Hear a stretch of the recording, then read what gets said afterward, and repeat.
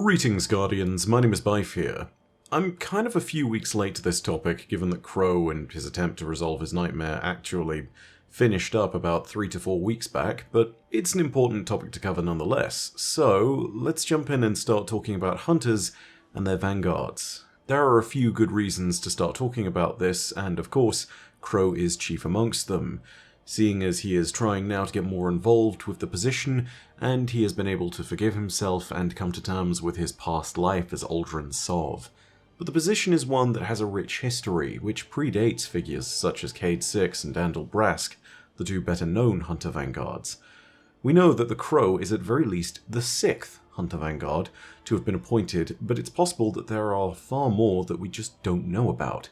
So today I wanted to focus on just one more that we learned about and talk a little bit more about the early history of the first 2 Hunter Vanguards. And that story revolves around an exo-hunter known as Caliban, more specifically Caliban 8. He would take up the mantle as the 2nd Hunter Vanguard after the death of the 1st. That transition of power and that exchange of responsibility through the Hunter's Dare is what we'll be investigating further today. So where do we really begin? Well, we have to start kind of at the foundation of the Vanguard. The original members of this order, for the most part, were unchanged.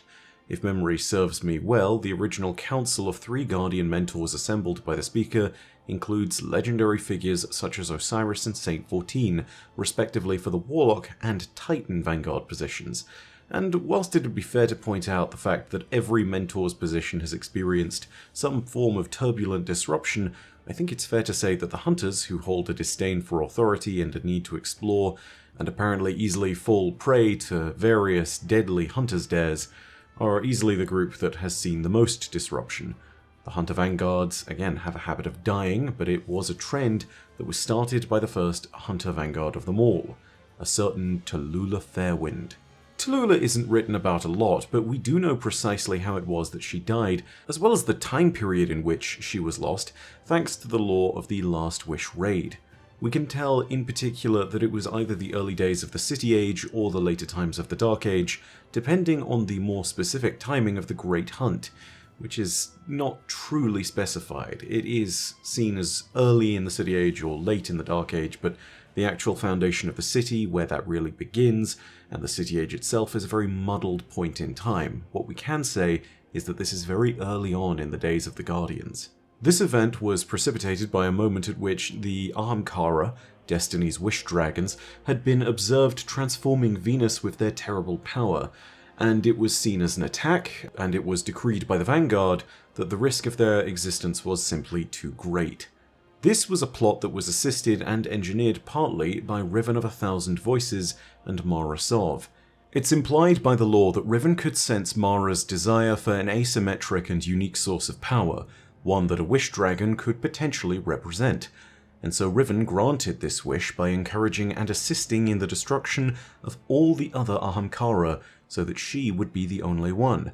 The Guardians of the Lost City, some of whom would be armed by implements of the Awoken's arsenal, would carry out the genocide of the Wish Dragon species. The bargains that would be struck in the final moments with such beasts would have far-reaching effects that would impact the fortunes of those in Sol for centuries to come. They've even had impacts as recent as within the last decade. But, of course, there were some whose fortunes were not changed in such a far-flung sense. Some fortunes were changed almost immediately, and that would include the figures of Caliban 8 and his unfortunate predecessor, Tallulah Fairwind, the first Hunter Vanguard. The exact nature of her demise comes about partly due to her honor as a hunter, and partly due to the machinations of a Wish Dragon.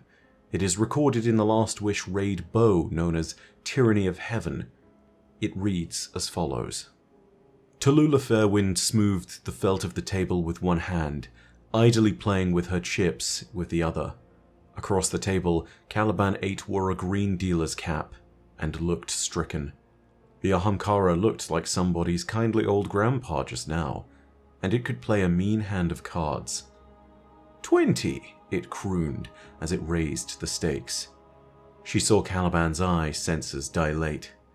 The game had started so well, and it seemed like a great story they could have told back in the tower. How was she supposed to have known? Call, said Caliban, tension in his voice. She looked down at her hand. All in. The Ahamkara's grin grew larger. Caliban shook his head. Don't you do this, Lula. Don't you leave me here. I can't do it. The cards went down. She'd lost. The Hunter Vanguard tossed her bow to the Exo as the Ahamkara came around the table to collect his winnings. A dare's a dare, man. Good luck. She didn't scream. It wouldn't have been dignified. So the first Hunter Vanguard was literally eaten by a dragon. Nasty way to go. And whilst being eaten by a dragon wasn't a trend that Tallulah Fairwind set, dying as Hunter Vanguard might well have been. Unfortunate that. Tallulah's mantle as the first Hunter Vanguard was passed then to Caliban 8, and he experienced something that many subsequent Hunter Vanguard members would experience, and that is boredom. Hunters, of course, love to explore and scout, to seek the treasures of the wild, and Caliban was no different. The desk that Hunter Vanguard members so often find themselves chained to is an obstacle, to be sure, but it was the speaker who reminded him that there was still the possibility for freedom in such a position. Hunters needed to lead by example if they were to be in the Vanguard position, and there's an exchange between the Vanguard and the speaker that shows just this. It's contained in the lore tab of the new Hunter exotic, Caliban's Hand. It reads as follows. Caliban 8 had the singular misfortune of winning the position of Hunter Vanguard in a card game he didn't even play. All he'd done was deal the hand that lost Tallulah Fairwind's bet, and her life, to an Ahamkara. Not a day went by where he didn't wish he'd cheated. At least then the Wish Dragon might have killed him as well. Now he sat as the second Hunter Vanguard in the city's history, chained to a desk in the tower, responsible for a breed of guardians notorious for their unwillingness to answer communications or follow directions. Lula knew how to inspire a sense of camaraderie in them, but Caliban? He was just a guy who dealt the wrong hand. Leaning back in his chair, he flipped a light-heated knife between his fingers and tossed it up into the ceiling. Its molten edge slid into the steel and instantly cooled, stuck alongside the other half-dozen blades he'd previously used to deface his office. It had been a slow afternoon. A light knock on his door caught his attention. An unassuming figure, robed and masked in white, stood at the entrance to the room. "Hard at work, I see," remarked the speaker. Caliban scoffed as he got to his feet. "Not sure what you expect me to do from behind a desk. You know how hunters are." The speaker nodded, then looked up to the ceiling. "How many knives do you have up your sleeve, Caliban?" "About that many," he joked, pointing upward. "Then it seems you must get up and collect them," the speaker mused. "Much like your hunters." Caliban began to reply, but for once he didn't know what to say. The speaker turned from the doorway and called out over his shoulder. "Take your time, Caliban. The desk will be here still when you return."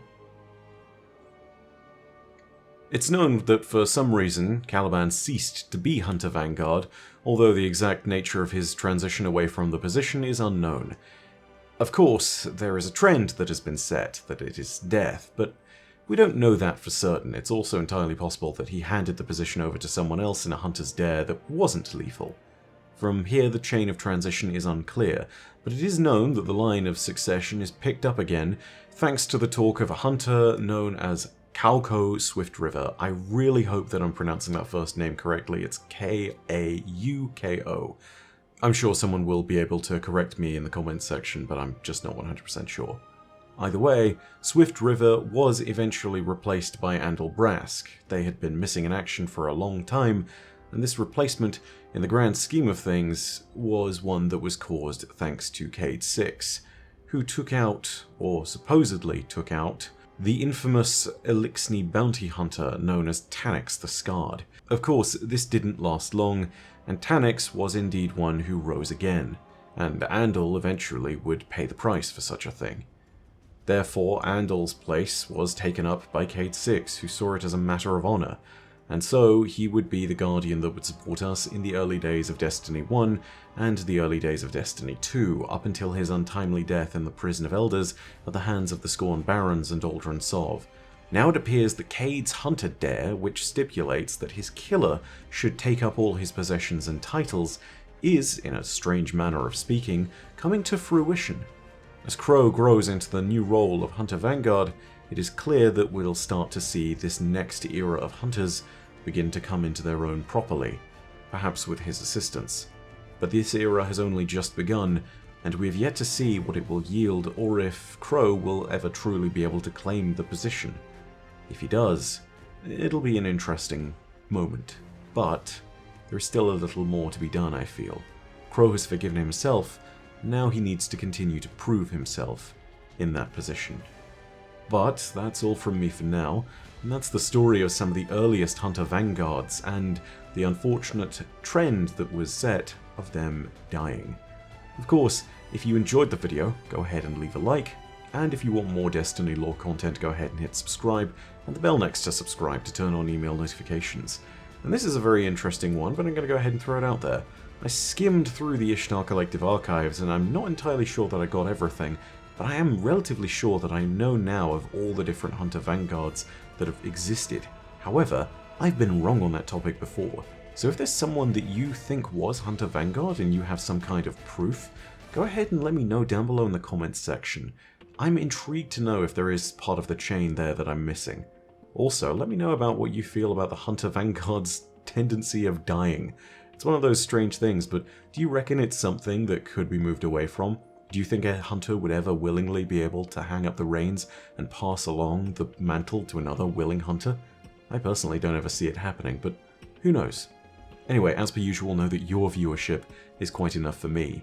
And in the meantime, my name is Bife. Pro Dacia ad Astra. I'll see you, Starside.